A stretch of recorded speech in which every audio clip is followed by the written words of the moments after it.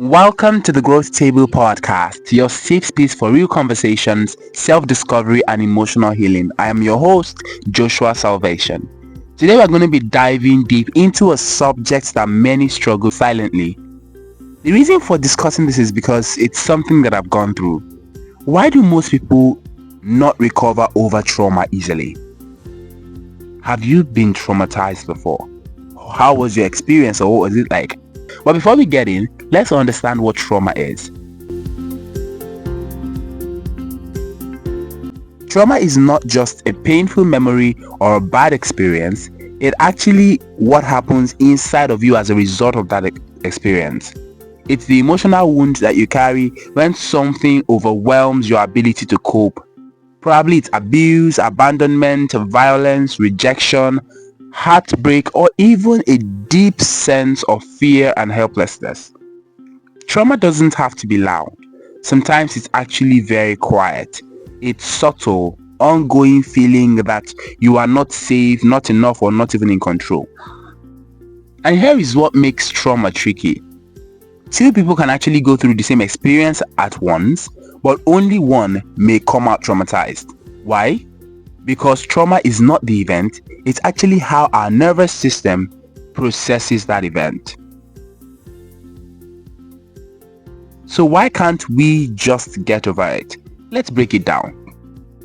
The brain remembers what the heart tries to forget. Trauma rewires the brain. That part of the brain that is responsible for detecting danger, the amygdala, becomes hyperactive.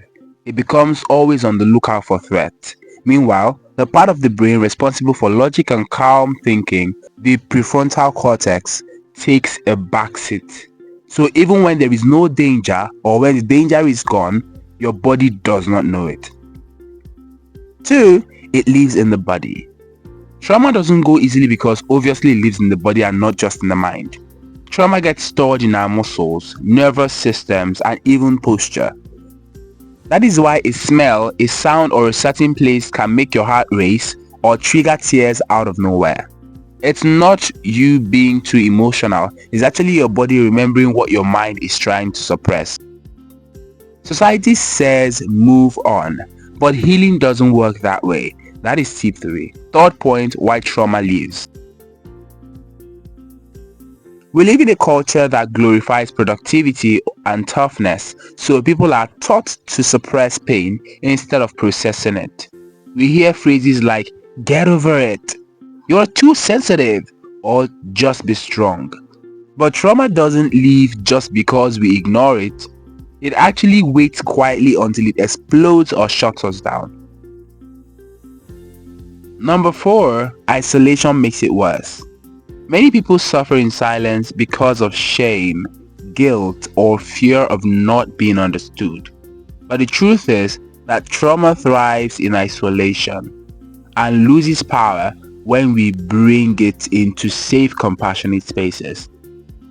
So, over to what we're here for. How do you begin to heal from a traumatic experience that has left you shattered?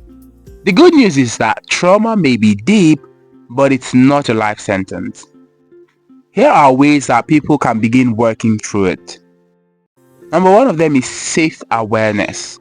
Start by acknowledging the trauma without judgment. What happened to you was actually real, and your feelings are valid. Giving language to your experience is the first step to reclaiming your power. Seek professional support. Therapists, especially those trained in trauma-focused therapy like EMDR or somatic therapy, help regulate the nervous system and reframe how we see ourselves in the story of our pain. Number 3 is that you regulate and not react. Learn to calm your body through breathing techniques, mindfulness, grounding exercises, or even movement. Healing often happens from the body up and not just from the mind down. Build a supportive community. Healing happens faster in the presence of safety. Whether it's a friend, mentor, therapist, or a support group, connection is the medicine trauma needs. And do not forget to be patient with yourself, because when you rush into it, you might miss it.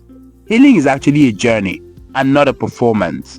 Some days you feel stronger and the other days you feel like you're back at square one, and that is fine, that is normal. Have this at the back of your mind before we conclude this episode. You are not broken and you are not weak for struggling.